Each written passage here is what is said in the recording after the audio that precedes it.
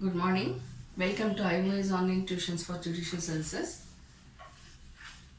We continue with the Transfer of Property Act. We have done till section 17. We move on with section 18. Section 18 talks about transfer in perpetuity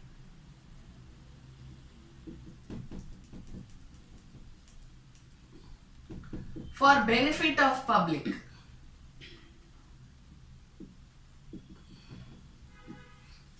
For benefit of public.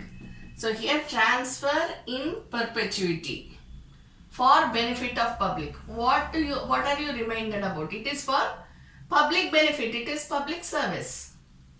Benefit of the public at large. Okay. When there is a transfer in perpetuity. Transfer in perpetuity means what? There is a continuity. There is a continuity in the transfer. Which transfer? Transfer of property for the purpose of public benefit. If you can understand what I am trying to tell you, then you will remember trust. Am I right? Trust is for the beneficiary of the public at large. We have private trust, we have public trust. Whatever is the type of trust, if it is for the benefit of the public at large, then it amounts to the transfer in perpetuity for benefit of the public. Because it is for the public at large, the transfer is in perpetuity. In such cases, what did we read in the previous sections? In perpetuity, we have already read in Rule 14, Rule Against Perpetuity, right? So that rules 15, 16 and 17 sections do not affect the section 18. Why? For the only reason that it is for benefit of the public. Okay, we go to section 19, which talks about vested interest.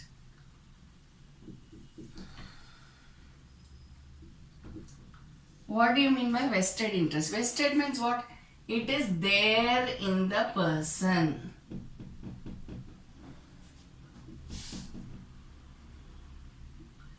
Whatever. Okay. So what is there? The interest is there in the person. Vested interest. Sometimes when somebody says something, we say in the vested interest of the person. He is acting, he is being very selfish because he has vested interest. Same way when we go to company law, any director or any of his relatives are not supposed to become the directors again, right? Because they will be said to have, the contract should not be between the company where a person is a director with either his own family or his relatives who have to get into a contract with this particular company. Why? Because in that case we say the director should not have any interest, right? But because the director has interest, therefore his relatives cannot get into a contract with so and so company, right? So that is known as vested interest. So when we say vested interest, the interest is there in the person. It is inside the person. It is vested. It is kept. Understand? So when will the interest be kept in a person? As given in the transfer deed. It can be anything, okay? Any deed that you are thinking of which relates to transfer of property. As given in the transfer deed, vested interest shall be with the person. For example, we have read about unborn person. Property may be given to unborn person. This is what we read, right? So, till the person is born. What did I explain? Till the birth of the child, this property will have a vested interest in the unborn children. Understand? So where I was just telling you that property can be given to a person, can be given to a child in the womb. So what will be the position? The child in the womb will have interest, vested interest till the birth. Understand? So that interest till the birth, the vested interest will be there. Same way what we read about in the section 15, 16, 17, 14, previous section, so many other sections we read about prior interest. Okay? Prior interest or subsequent interest does not affect vested interest. Where there is a prior interest of a person in the property, that does not affect the vested interest in another person. Understand? Unless the contract says, unless the transfer deed says, if there is another person who has prior interest, then this person's vested interest shall stand cancelled. If it is specifically mentioned there, then it shall stand cancelled, not otherwise. Okay? We go on to the next section.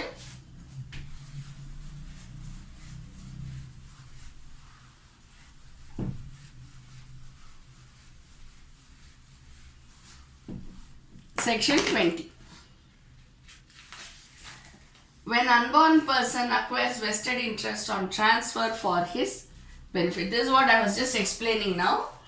When does the unborn person, till his birth, he has vested interest in the property. But once he takes birth, he has got a natural interest in the property. Okay, then next we go on to 21. What does it talk about? Contingent interest. Contingent interest is very easy since we know the Contract Act. Am I right? In Contract Act, what does contingent contract mean? Upon happening or not happening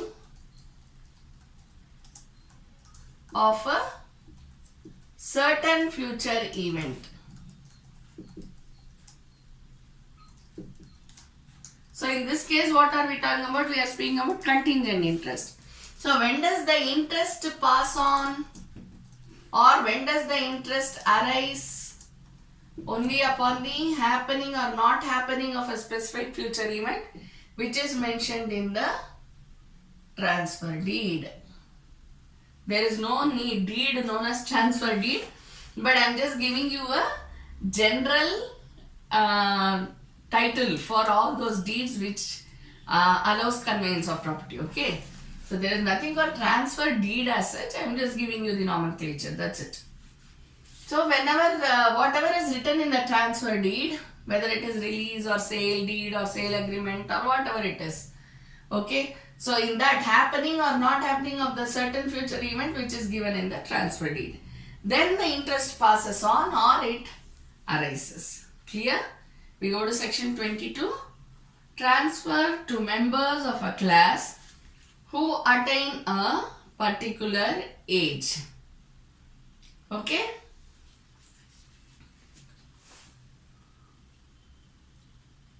Section 22.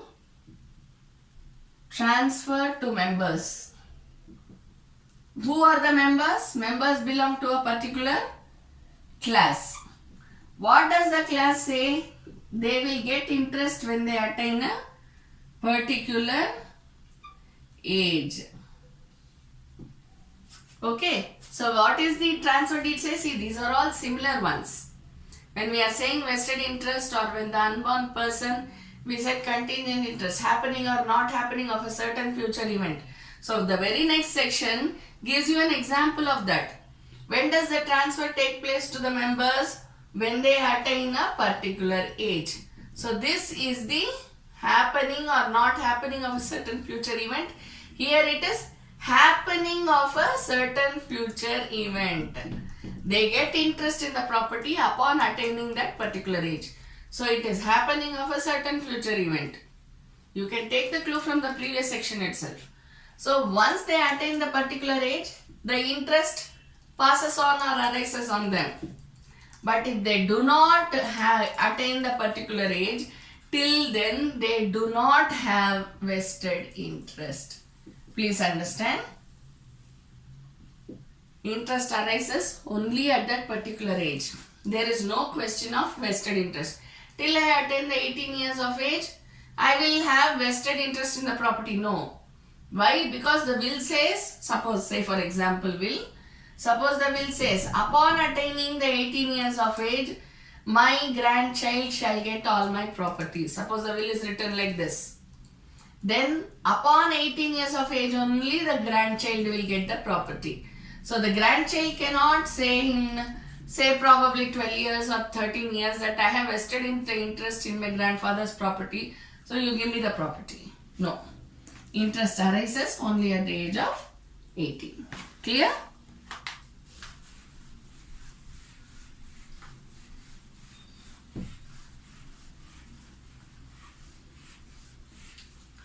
Next we go to the next section. Section 23 talks about transfer contingent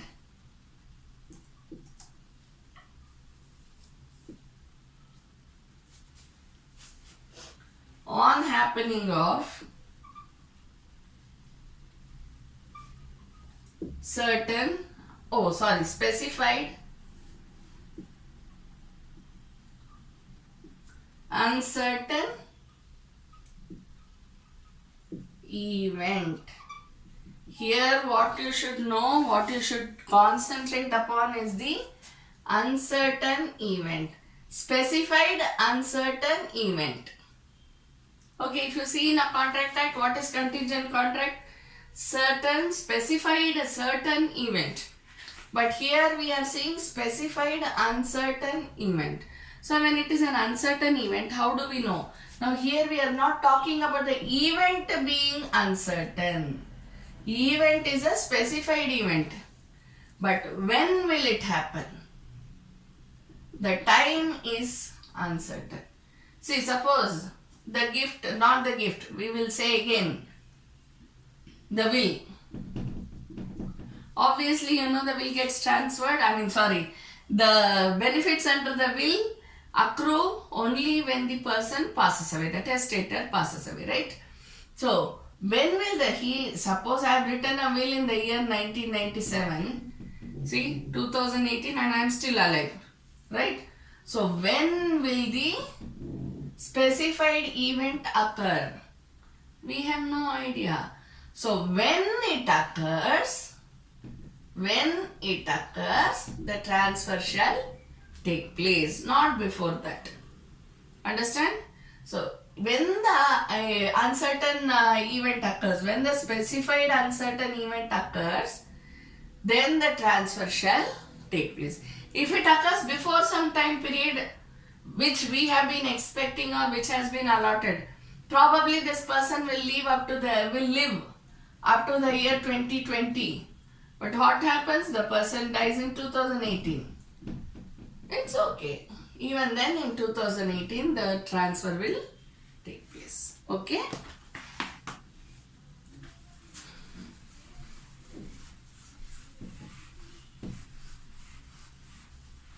We go on to the next section, 24. 24 speaks about transfer to such of certain persons as survive at some period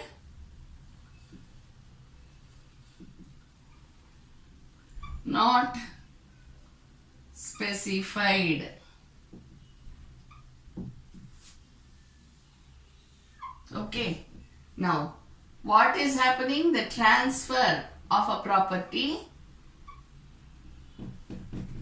shall be to certain persons who survive. Shall be to the persons who survive at some period.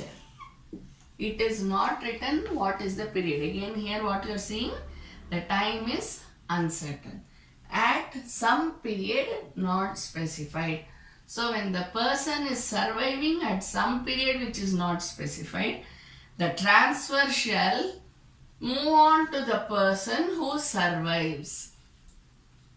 If it is not specified, A will not write, it will go to B, it will go to C, he will not write anything. What he will say, it will go to any person who is surviving at the time of my death. So whoever is surviving at the time of death, then see, these are all not very explicitly written in any of the will or any of the deeds, right? So will is what we can take example of. So if it is partition deed also, upon partition if it is written, this partition has been entered into on this day and executed on this day. But after my death, again the will comes into play. Whoever is surviving me upon my death, that person will get a share in the property. To that person the transfer shall occur. So in this case, what is there? The surviving member gets the property. Understand?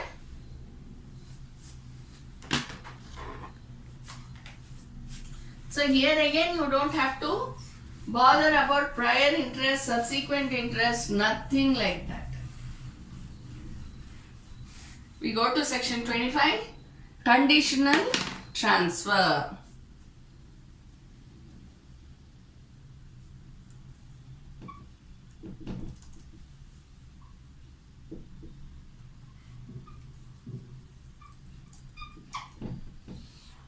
Conditional transfer. Usually conditional transfer is no transfer at all, but there are certain conditions which are allowed when we are transferring the property.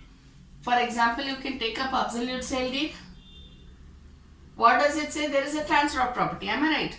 So what does it say? Because he paid me 32 lakhs, I am giving him my house.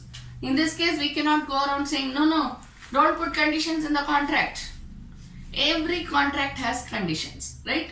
So conditional transfer is allowed unless it is forbidden by law, prohibited by law, or it is immoral, or against public policy. You are reminded of Contract Act, am I right?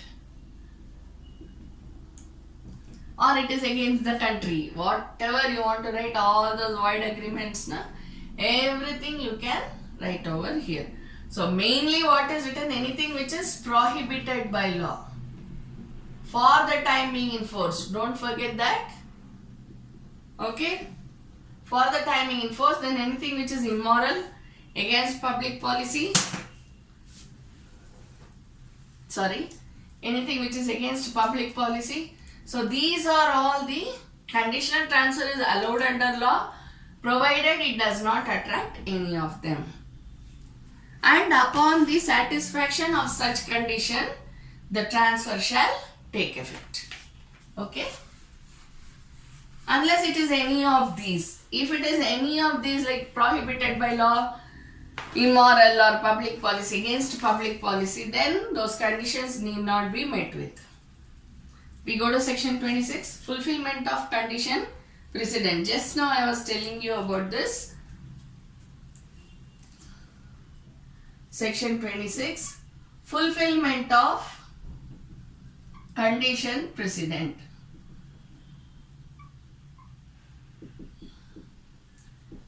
See, we have to take a clue from section 25, which speaks about conditional transfer. There is a condition which is precedent. Precedent means what? Preceding. Before. Preceding means before. So before what? Before there is a transfer, I have to fulfill a certain condition. Before the property gets transferred to me, I have to fulfill the condition. Only then I will get the property. If there is a condition precedent, like just now I told you about absolute sale deed.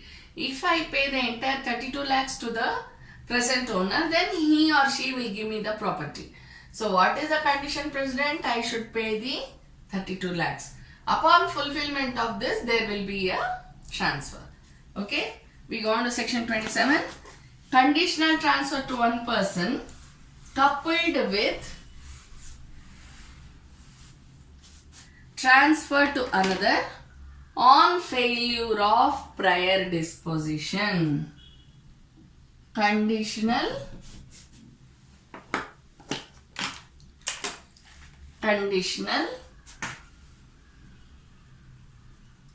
transfer to one person. Coupled with means what? Plus. Transfer to another person on failure of prior disposition. Very easy. Only the heading looks very big. Okay? We have read it in Sale of Goods Act. We have read it in Contract Act. We are reading it in Transfer of Property as well. What does it say? Conditional transfer to one person coupled with transfer to another person on failure of prior disposition. That means what? Where the transfer is given, going to be given to one person, say A, if he fulfills the condition. Transfer shall be made to A provided he fulfills the condition. Okay. And in the same transaction, okay, it is created in favor of another person. If he does not fulfill, then the transfer shall occur to the other person. Okay, so this is what it is known as ulterior disposition.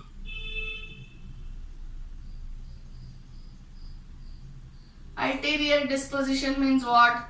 The prior disposition. See, if I am getting into a sale agreement with one person and I say within 3 months you should give me the money.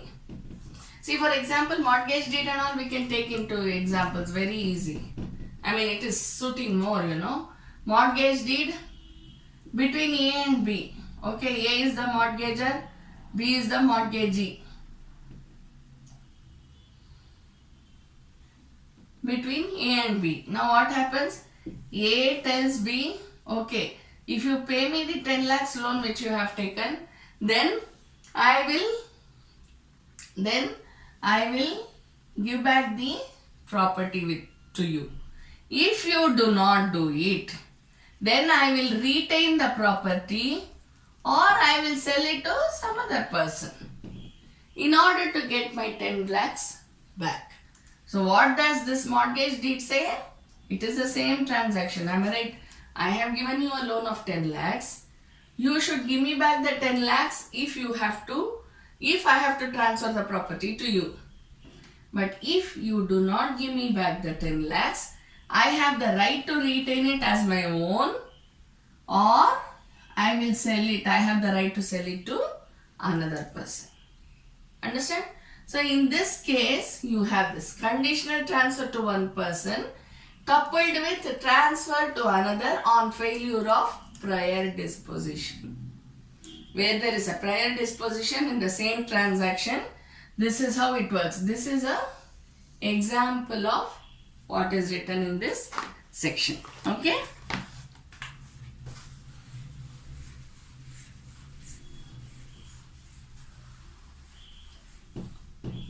The next section 28, ulterior transfer conditional on happening or not happening.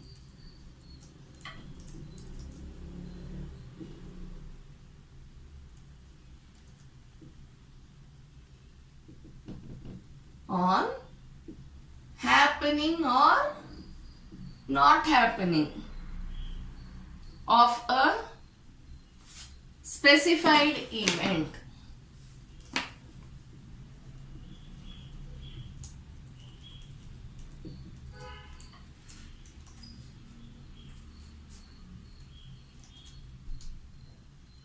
Okay, here what is it? Ulterior transfer conditional upon happening or not happening of a specified event. Okay, so here there is a ulterior disposition. What does the disposition say? There is a condition.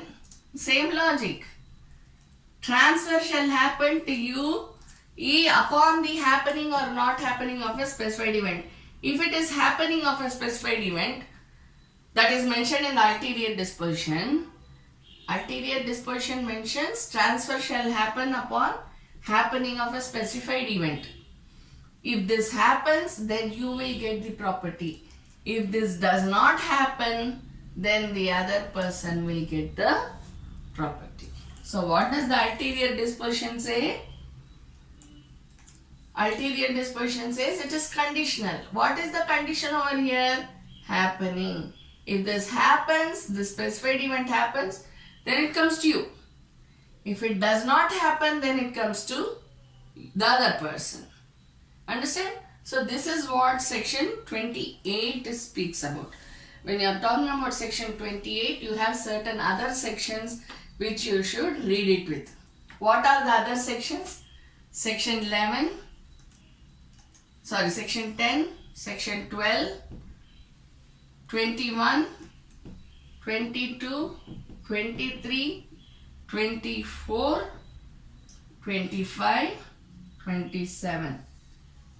All these are important because this speaks about prior interest, prior disposition, contingent interest. All these are spoken about in these sections. So when you are getting a question with regard to this particular section, if at all you get it in that way, then you have to write your answer with reference to all these sections. Okay? Thank you.